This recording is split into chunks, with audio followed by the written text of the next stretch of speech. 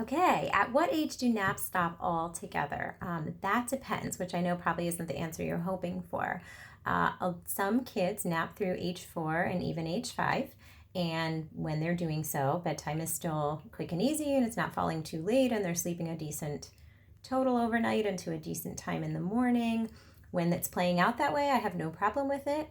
Of course, I meet the kids who are struggling with sleep, not the ones where sleep is going really well. So, what I tend to see really often are 3-year-olds that are still willing and able to take a solid nap every day.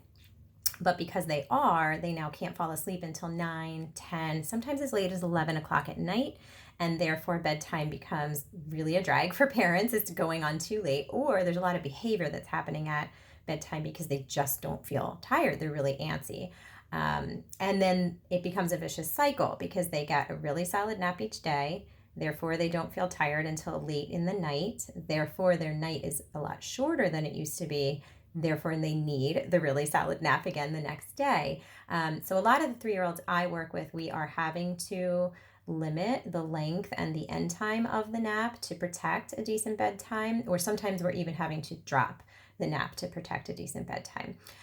So that's not to say that 3-year-olds can't still nap or shouldn't still nap, but just to say that in my opinion, we always want to protect bedtime and we always want to protect an ideal overnight total of sleep, even if that means minimizing the nap or sacrificing the nap altogether. So if it's working for your child and they still want it and the night is going well, then you can just let that play out indefinitely. If it's causing a nighttime problem, then I would micromanage it a little bit more.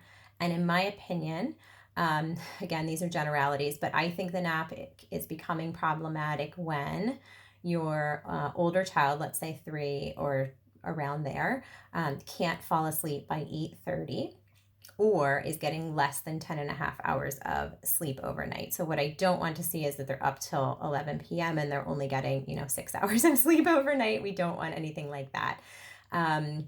So I would say they could nap all the way through 4 and 5, although I don't see that happen too often. I know it does happen. They will most likely either start dropping it in the 3s or keeping it, but it's causing a problem in the 3s. But to go to the other extreme, there are some kids that drop their nap at 2. I know my son dropped as soon as he turned 2, no matter what I knew or what I did. And that was not fun. He likes to really have me practice this stuff before I talk to you guys about it.